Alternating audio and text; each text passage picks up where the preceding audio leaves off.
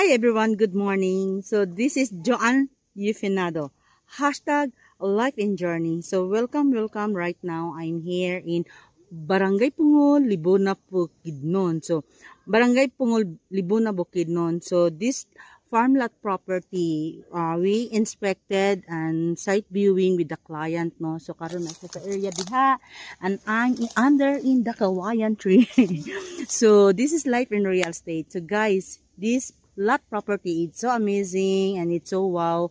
And if you, it depends on the client, no, kung unsa ihang need ug unsa ihang gusto. But this one nice kay siya for staycation, vacation house, private resort, something like that. At the same time investment, di ba? Also retirement.